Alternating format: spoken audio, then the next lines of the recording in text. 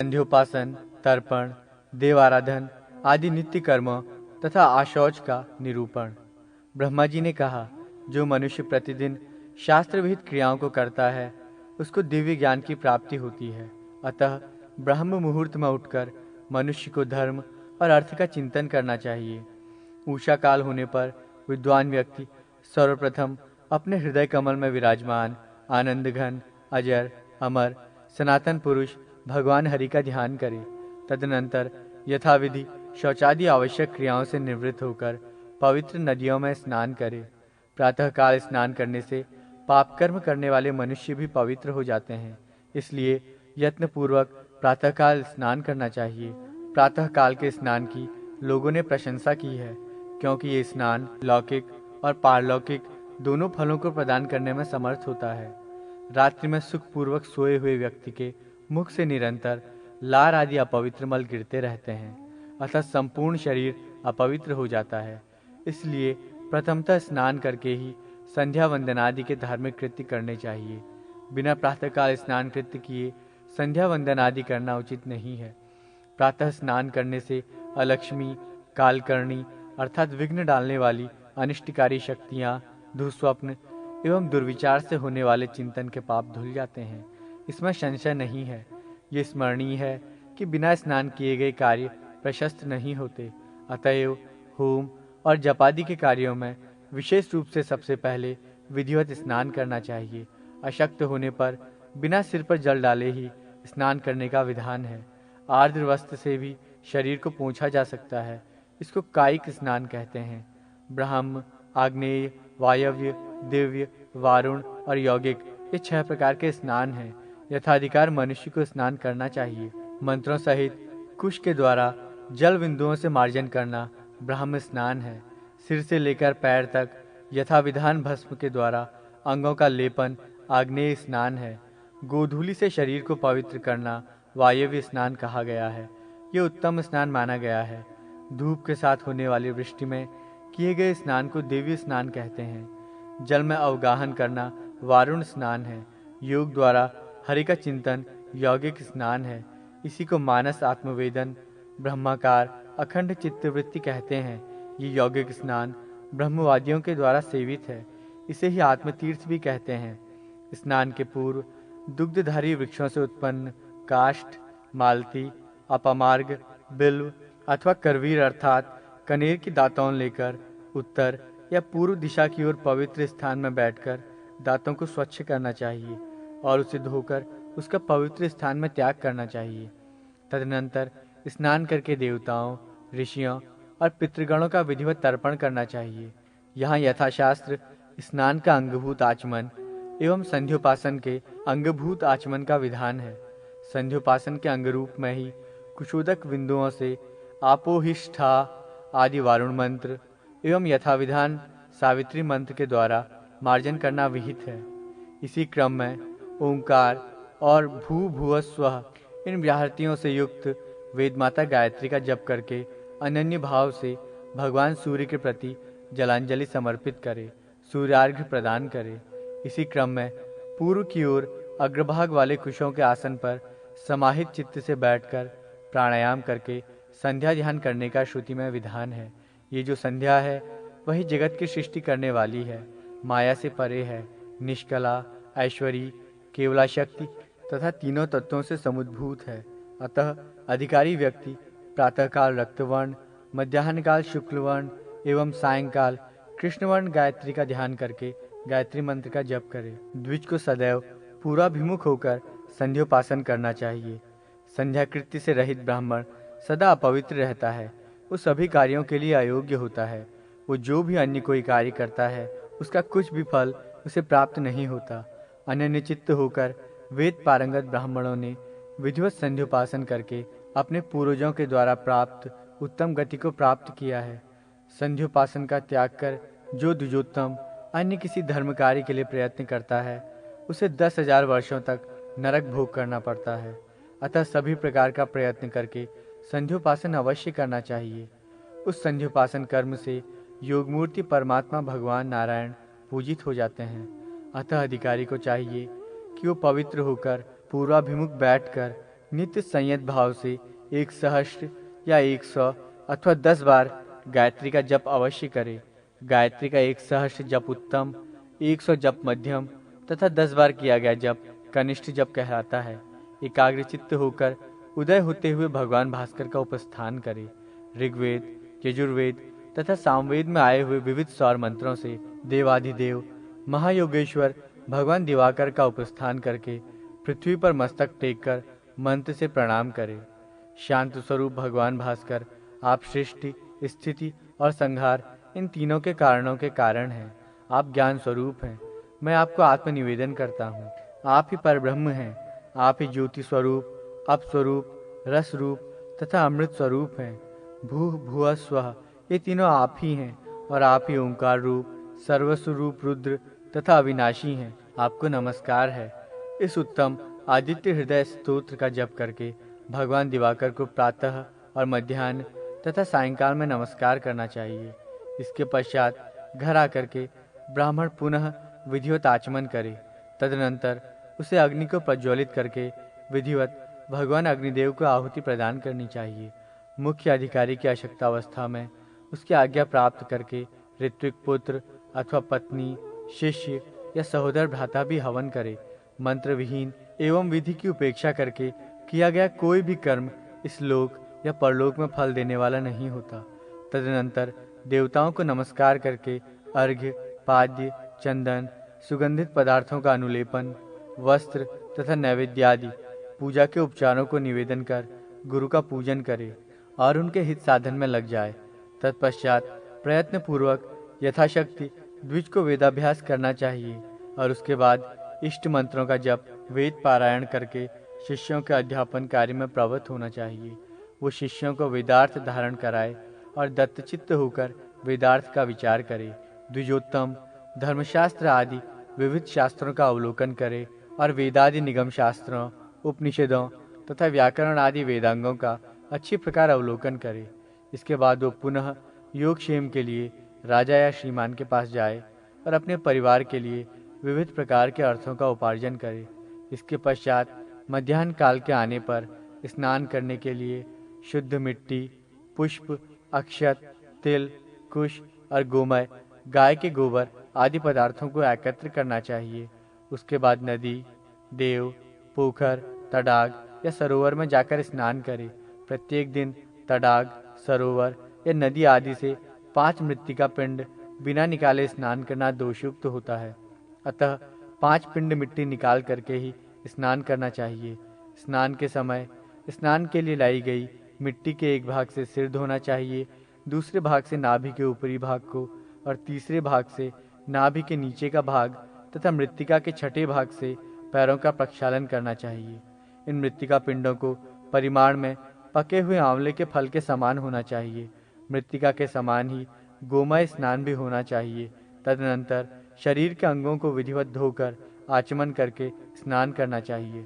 जलाशय के तीर पर स्थित होकर ही मृत्तिका, गोमय आदि का अपने अंगों में लेपन करना चाहिए और इस लेपन के अंगभूत स्नान के अनंतर पुनः वरुण देवता के मंत्रों से जलाशय के जल का अभिमंत्रण करके पुनः जल स्नान करना चाहिए, क्योंकि जल भगवान विष्णु का ही रूप है।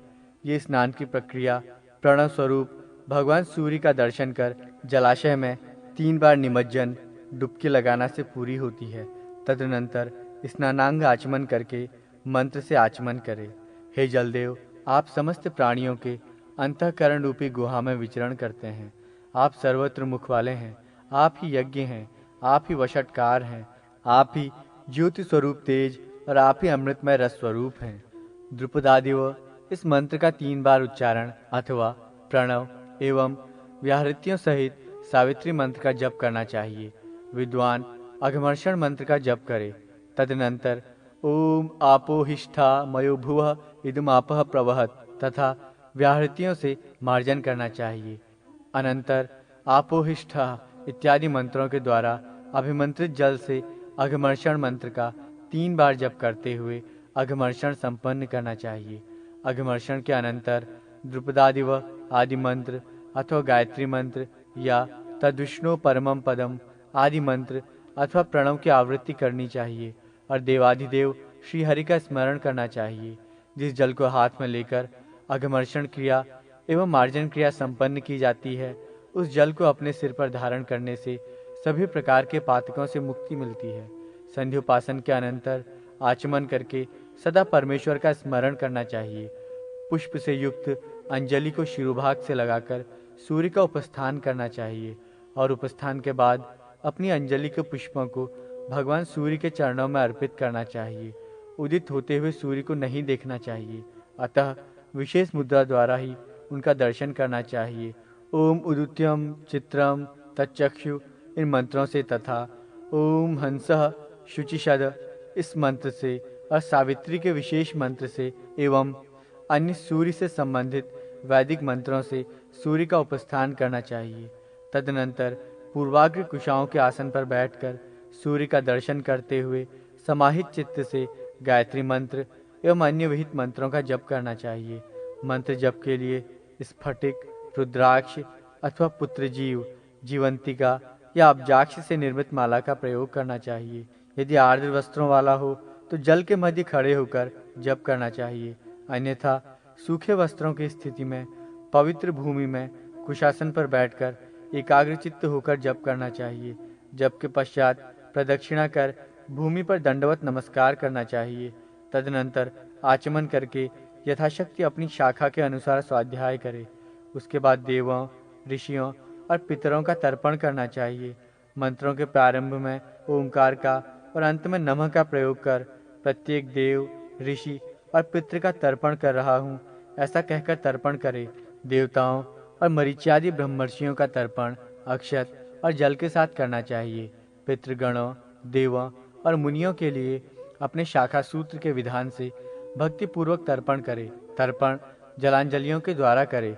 देवताओं का तर्पण यज्ञोपवीति अर्थात सव्य होकर देवतीर्थ से करे और निवीति होकर कंठ में यज्ञोपवीत कर ऋषियों का ऋषि तीर्थ से तथा प्राचीनावीति अर्थात अपसव्य होकर पितृतीर्थ से पितरों का तर्पण करे। तदनंतर हे हर स्नान में प्रयुक्त वस्त्र को निचोड़कर मौन होकर आचमन करके मंत्रों से पुष्प, पत्र तथा जल से ब्रह्मा, शिव, सूर्य एवं मधुसूदन विष्णुदेव का पूजन करे। क्रोध रहित होकर भक्ति पूर्वक अन्य अभीष्ट देवों की भी पूजा करनी चाहिए। पुरुष सूक्त के द्वारा पुष्पादि समर्पित करे। जल सर्वमय देव है, अर्थात समस्त देवता जल में व्याप्त रहते हैं, अतः उस जलमात्र से भी वे सभी देवता पूजित होते हैं। इस पूजा में पूजक को समाहित चित्त होना चाहिए तथा प्रणव के साथ देवता का ध्यान करना चाहिए। उसके बाद प्रणाम करते हुए समस्त देवों को पृथक पृथक पुष्पांजलि समर्पित करे। देवताओं की आराधना के बिना कोई भी वैदिक कर्म पुण्यप्रद नहीं होता, अतएव समस्त कार्यों के आदि, मध्य और अंत में हृदय से भगवान हरि का ध्यान करना चाहिए। ओम तदिष्णु रीति मंत्र तथा पुरुष सूक्त के मंत्रों का जप करते हुए उस निर्मल विष्णु के परम तेज के सामने आत्मनिवेदन करे, अर्थात शरणागत हो जाए। उसके बाद विष्णु में अनुरक्त चित्त, शांत स्वभाव वो भक्त तदुष्णु इस मंत्र से और अप्रीत सशिरा इस मंत्र से अभिमंत्रित पुष्पासन पर विराजमान हरि की पुनः पूजा करके देवयज्ञ, भूत यज्ञ, पितृयज्ञ, मानुष यज्ञ और ब्रह्म यज्ञ नामक पंच यज्ञों को करे। तर्पण से पूर्व ब्रह्मयज्ञ कैसे हो सकता है, अतः मानुष यज्ञ करके स्वाध्याय ब्रह्मयज्ञ करना चाहिए। वैश्वदेव ही देवयज्ञ है। काक आदि प्राणियों के लिए जो बलि प्रदान की जाती है वो भूत यज्ञ है। हे द्विजोत्तम, चांडाल एवं पतित आदि को घर के बाहर अन्न देना चाहिए और कुत्ता आदि पशुओं को तथा पक्षियों को घर के बाहर भूमि पर अन्न देना चाहिए। पितरों के उद्देश्य से प्रतिदिन एक ब्राह्मण को भोजन कराए। पितरों के निमित्त जो नित्य श्राद्ध किया जाता है उसी को पितृयज्ञ कहते हैं। ये उत्तम गति प्रदान करने वाला है। अथवा समाहित चित्त होकर यथाशक्ति कुछ कच्चा अन्न निकालकर वैदिक तत्ववेत्ता विद्वान ब्राह्मण को प्रदान करे। प्रतिदिन अतिथि सत्कार करना चाहिए। घर पर आए हुए शांत स्वभाव द्विज ब्राह्मण को मन और वचन से स्वागत पूर्वक नमस्कार करे तथा उनका अर्चन करे। एक ग्रास परिमाण मात्र अन्न को भिक्षा कहा गया है। उसका जो 4 गुना अन्न है उसको पुष्कल तथा उस पुष्कल के 4 गुना अन्न को हंतकार भिक्षा कहते हैं। गोदोहन मात्र काल तक अतिथि के आगमन की प्रतीक्षा स्वयं करनी चाहिए। आए हुए अभ्यागत अतिथि का सत्कार यथाशक्ति करना चाहिए। ब्रह्मचारी भिक्षुक को विधिवत भिक्षा देनी चाहिए। लोभ से रहित होकर याचकों को अन्न प्रदान करे। तत्पश्चात अपने बंधुजनों के साथ मौन होकर अन्न की निंदा न करते हुए भोजन करे। हे दुष्श्रेष्ठ, जो देव यज्ञादि पंचयज्ञों को बिना किए भोजन करते हैं, वे मूढ़ात्मा तिर्यक योनि पक्षियों की योनि में जाते हैं। यथाशक्ति प्रतिदिन किए जाने वाले वेदाभ्यास के साथ पंच महायज्ञ एवं देवतार्चन शीघ्र ही सभी पापों को नष्ट कर देते हैं। जो मोहवश अथवा आलस्य के कारण बिना देवार्चन किए ही भोजन करता है, उसे नाना प्रकार के कष्टदायक नरकों में जाकर सूकर की योनि में जन्म ग्रहण करना पड़ता है। अब मैं अशौच का सम्यक प्रकार से वर्णन करता हूँ। जो अपवित्र है वो सदा पातकी है। अपवित्र व्यक्तियों के संसर्ग से अशौच होता है और उनके संसर्ग का परित्याग कर देने से शरीर पवित्र हो जाता है। हे द्विजोत्तम, सभी विद्वान ब्राह्मण 10 दिनों का अशौच मानते हैं। यह अशौच मृत्यु अथवा जन्म दोनों में होता है। दांत निकलने से पूर्व तक बालक की मृत्यु होने पर सद्य स्नान करने से अशौच की निवृत्ति हो जाती है। उसके बाद चूड़ा मुंडन संस्कार पर्यंत बालक की मृत्यु होने पर 1 रात्रि का अशौच होता है। उपनयन संस्कार के पूर्व तक बालक की मृत्यु होने पर 3 रात्रियों का अशौच होता है। उपनयन संस्कार के बाद किसी का मरण होने पर यथाविधान 10 रात्रि का अशौच ब्राह्मणों को होता है। क्षत्रिय 12 दिनों में, वैश्य 15 दिनों में तथा शूद्र 1 मास में शुद्ध होता है, क्योंकि इनको यथाक्रम 12 दिन का, 15 दिन का एवं 1 मास का अशौच होता है। सन्यासियों को अशौच नहीं लगता है। गर्भस्राव होने पर गर्भमास के अनुसार जितने मास का गर्भ हो उतनी रात्रि का अशौच होता है, अर्थात 1 मास का गर्भस्राव होने पर 1 रात्रि, 2 मास का गर्भस्राव होने पर 2 रात्रि का अशौच होता है। इसी क्रम में अन्य मासों की गणना करके अशौच की रात्रियों का निश्चय करना चाहिए।